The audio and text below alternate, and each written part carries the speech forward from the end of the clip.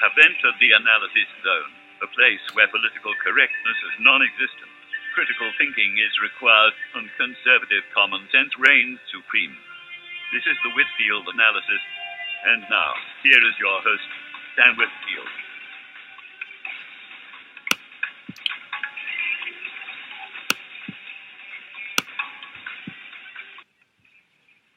Well, I'm back, folks.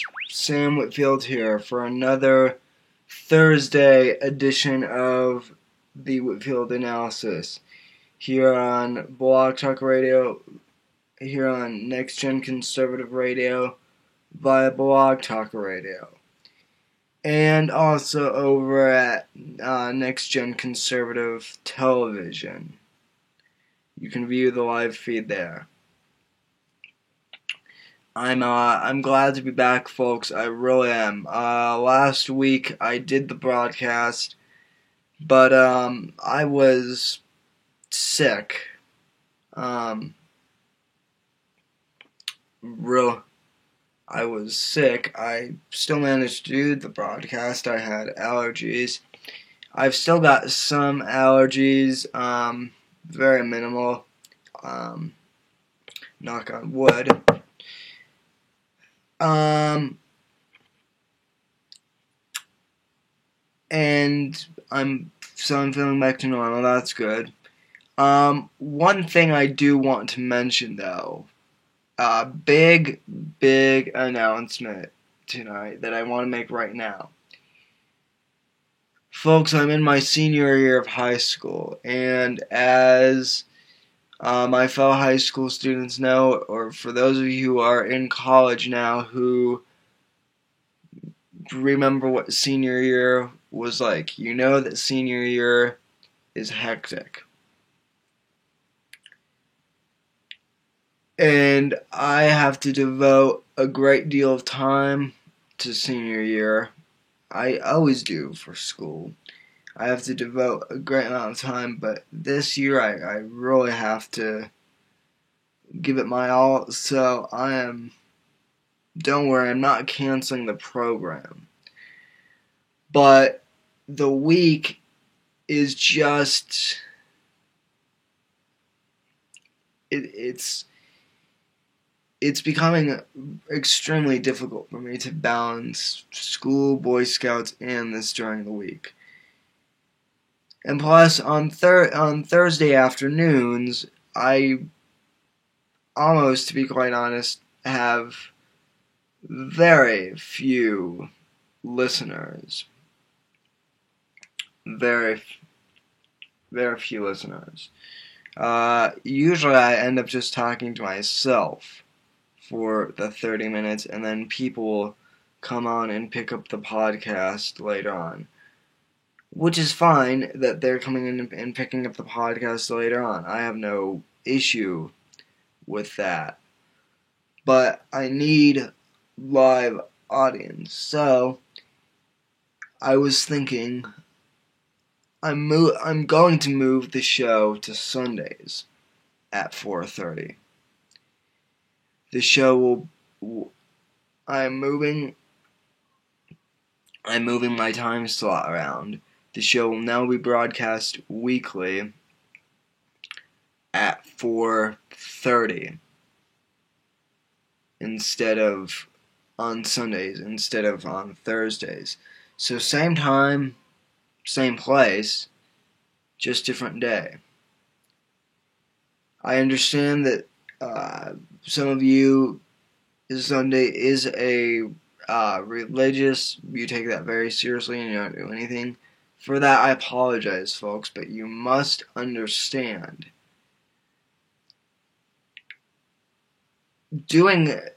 Here's what that you have to understand. I've never really I don't talk about myself a lot on this program. That's just not my style. I have a fairly sized ego, but it's not huge. But one of the things is it's hard to be a talk show host. Ask any of the national guys. Glenn Beck, Rush Limbaugh, Hugh Hewitt, Sean Hannity, just to name a couple. And heck, they get paid, and they do it for a living. And they do it for 3 hours a day, but they prep constantly.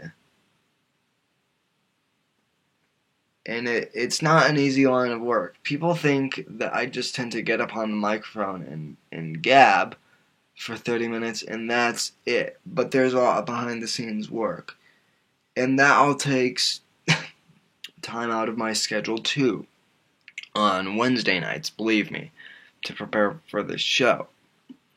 And I'm doing show prep a lot of the time, right up until the broadcast goes on air, setting up the NGC TV feed and everything. And so I work hard, and so and then I have to balance school, so it gets hectic.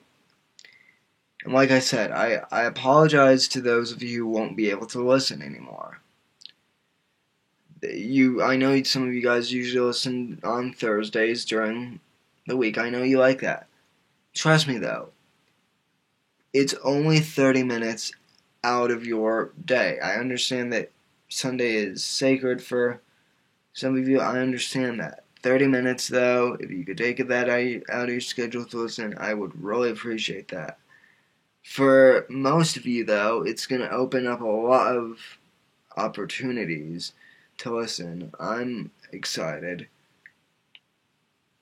And I really hope that this can be a new chapter. I'm hoping to get more guests on, because a lot of the guests that I want to bring on are also busy during the week. It's just that simple. So just the time change, and this may change, but for right now it's in concrete. This will be my last show on a Thursday, and my next show will be next Sunday at 4:30, right here on NGC Radio by Blog Talk Radio. Again, nothing else is changing except for the day. Alright. So now that we've got that out of the way, I wanted to go over the RNC convention. And people have been asking me what I thought about it and everything, and by the way, I am watching the DNC convention a little bit too, what I can get in. Again, I'm busy with school, so both conventions I've been trying to watch, I've been trying to listen, I've been trying to watch them online via an online feed after I got my homework done. But you know, I haven't gotten the whole thing. I did not hear Michelle Obama's speech a couple nights ago, although I heard that even the Democrats, some of them weren't that impressed, so I don't know. But the thing I want to focus on today is the RNC. And specifically, I want to go over Clint Eastwood's speech. More specifically, I want to play you a clip of what he said at the convention. One key moment. People tend to misunderstand what Clint Eastwood was doing. And what he was doing, folks, is he was ad-libbing. Now, if you haven't seen the full speech, it's up on YouTube, and I suggest you go and watch it there. I'll have a link to one of the videos posted on my website at theanalysisnow.wordpress.com. But what Clint Eastwood was doing was he was ad-libbing. He was pretending that Obama was in a chair a couple feet away from him. And he was kind of doing like a mock debate with this imaginary Barack Obama, and kind of, scolding him about how the past 4 years have been a failure. And people thought that this was really weird. Like, even on the right, there were those who didn't really understand what Clint Eastwood was doing, or if they did understand, they didn't really like it, and they weren't really sure how it was going to help. The mainstream media, the liberal press, the day after Clint's speech, they were tearing it apart. And, making jokes about him getting old and about the elder in general. And that's because they know that Clint was right. Clint definitely spoke his mind. And anybody who watched that full speech last week, like I was able to watch most of it. I missed the beginning of it, but I jumped in around the middle, was when I finished my homework and was able to watch. And he brought on some good points, which is that, he was excited about Obama being president, but he hasn't seen much good change come to Washington in the past couple of years. In fact, it's the opposite. And he talked about the economy and a whole bunch of other things in Obama's speech, which I won't play for you here. People got confused about the ad-libbing thing, about how he was pretending to talk to Obama. But I feel like people missed the underlying point. And that's the clip I want to play for you right now. Towards the end of his speech, Clinton says, basically, when our leaders are not doing their job, it's time to let them go. So here's a clip of what he said. I'm going to play this for you a couple times. This is really the point of what his speech was, folks. So here it is, Clint Eastwood's best moment in his speech at the RNC. Let's take a listen. When somebody does not do the job, we got to let them go.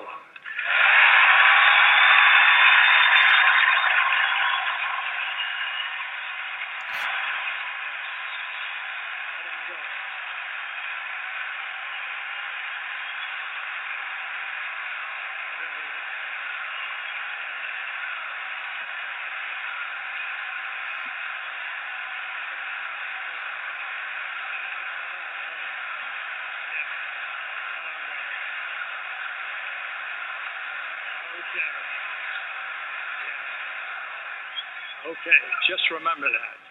And I'm speaking out for everybody out there. It doesn't hurt. We don't have to be...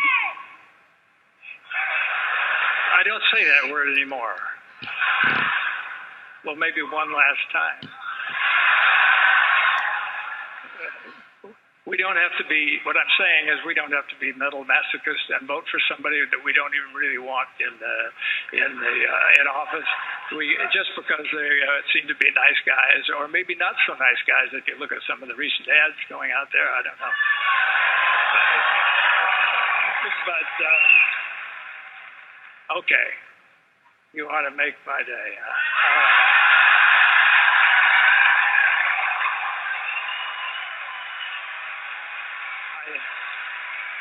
right. I'll start it. You finish it. Go ahead.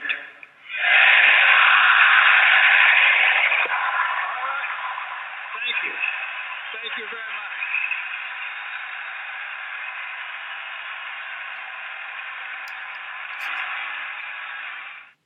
His ending comment the "Make My Day" comment, that really fried the mainstream media, folks. It really, people were on the left were tweeting about that. Did you hear what he just did? That was the biggest disrespect to Obama. Of course he had to pull off that line. It's his trademark line. This guy is not serious. He's just a talking head in Hollywood. I've got to say, people are criticizing, saying that it was a mistake to bring Eastwood on. You want to know my opinion? It was brilliant. It was absolutely brilliant. The thing about bringing him on, folks, I think about bringing any Hollywood star, but especially someone like Clint Eastwood, because everyone I know who's Republican or Democrat, conservative or liberal, you name it, anyone who's seen a Clint Eastwood movie loves the Clint Eastwood movies. And I like Clint Eastwood not because he's a conservative, but because he's a good actor. And to be quite honest, I don't see what the complaint is. Clint's comments, to me, did not seem all that radically conservative, as opposed to someone like Glenn Beck or Rush Limbaugh or even myself. He seemed to speak to the more moderate Republicans, and he seemed to speak to America. You know, in his speech, he said, hey, look, we've still got problems.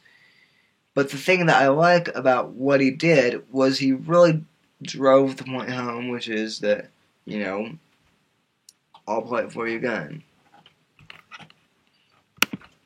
When somebody does not do the job, we got to let them go.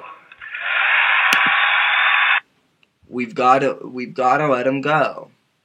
That's what he said, and it's true, folks. When our elected leaders do not do the job that we wanted them to, and that we hired them to, it is time to let them go. The people, much of the stuff that Obama passed in the last 3.5 years, in the last 41 months of his presidency, people have not wanted. I've gone over this. People did not want Obamacare. And yet they shoved it down our throats anyway. People, well, first of all, we didn't even know what Obamacare was. We still don't have that good of an idea. It's over 1,000 pages. I realize most bills are wrong, but I mean the translation, trying to translate that thing, it's difficult from what I've heard. And anyway, I'm not gonna get off on an Obamacare rant. I want to stick to the Clint Eastwood. You know, say what you will. I mean, people got upset about. There were people that got upset on the left about Clint Eastwood showing up. And now they're gonna try to beat him for it. Beat him up about it. This is the other thing that was smart about bringing Clint Eastwood in. The guy is 82 years old. He has nothing to lose at this point. He already has millions of dollars from all the movies he's made. So he's set financially. And even if he were to lose everything, I think in general, his reputation is pretty good, is set in stone. he's a Hollywood legend. And you can't deny that. Look, I mean, I like... And the other thing is now, you know, people are saying, well, you know, I used to like Clint Eastwood, but now I'm so-so about him. Well, you know, if... Look, here's what I have to say about Hollywood. It's refreshing to have a conservative, especially a conservative actor, especially a guy as well known as Clint Eastwood speaking out. It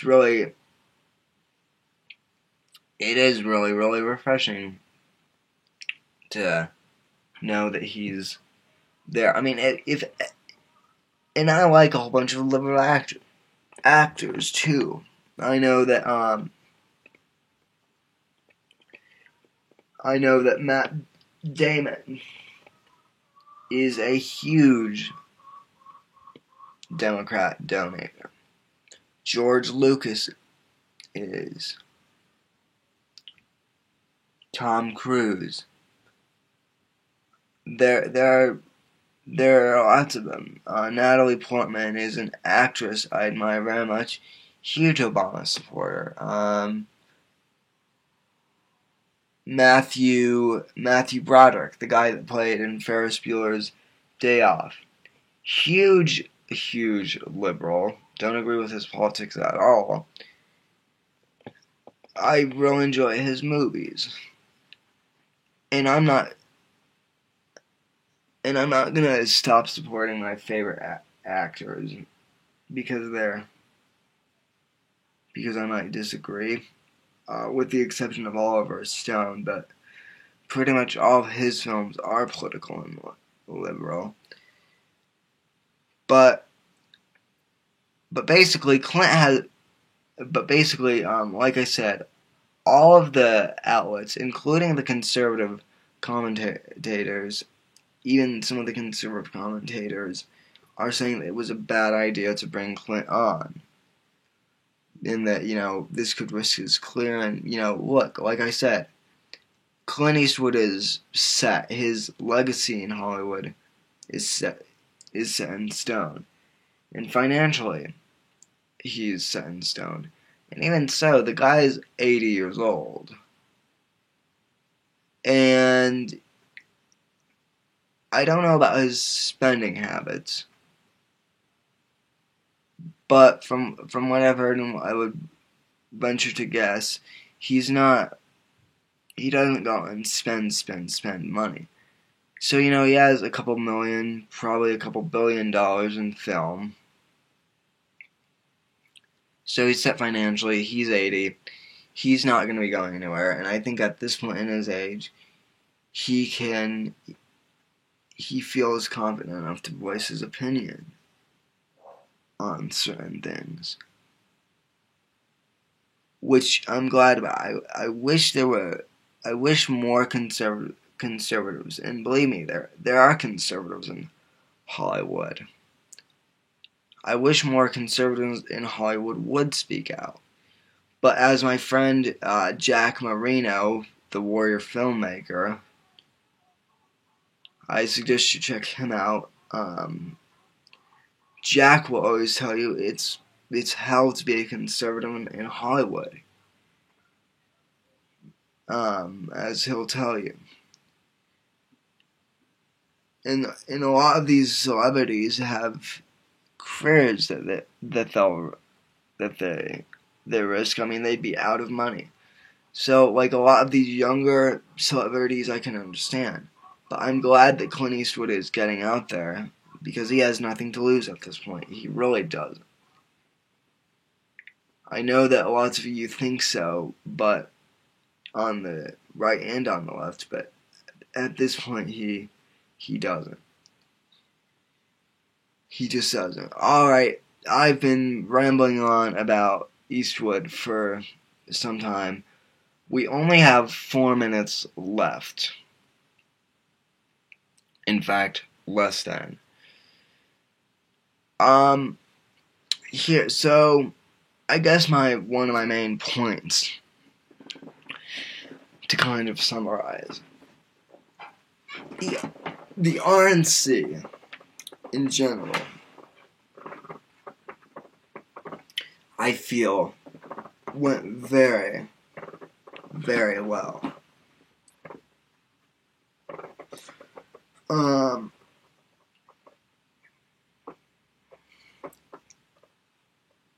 There was a renewed sense of conservatism there, folks. One that I've never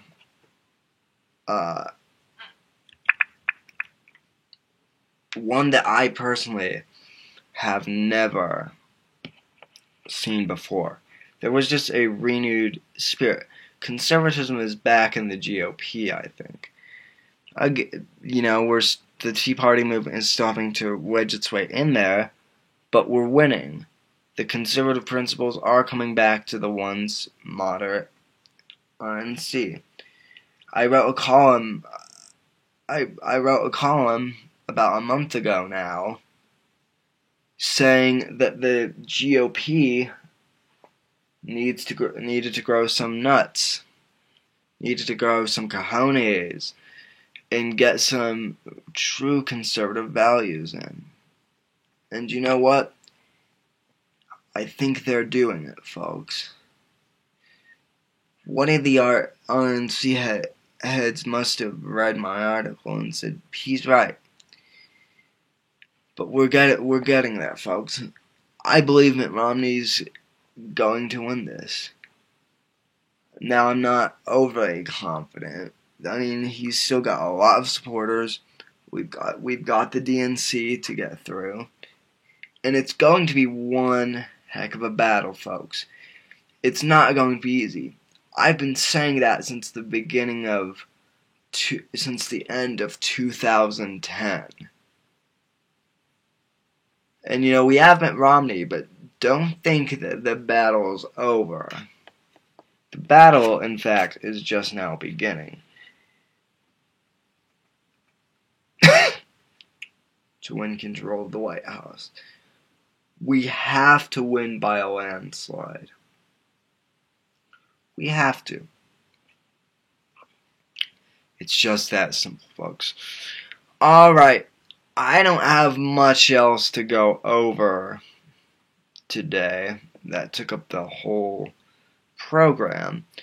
One last thing. I do want to remind everyone. Again, schedule change.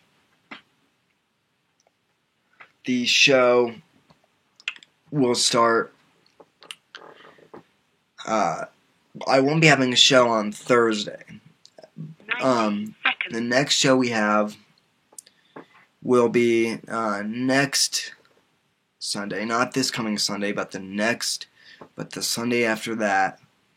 I will be starting I will be moving to the program Sunday, and we'll be heading off on there. Follow me on Facebook and Twitter for more updates on that and whatnot. So, with that in mind, from all of us here at Next Gen Conservative Studios and Next Gen Conservative, have a great evening, have a great Friday, and a great weekend. I'll see you next Sunday, folks, for our new time, the Whitfield Analysis, here on NGC Radio via BTR, next Sunday at 4:30 Mountain Standard Time, 6:30 Eastern Time. Same time, same place, just different day. Alright, folks. Talk to you soon. God bless you. And God bless America. Good night. 10 seconds.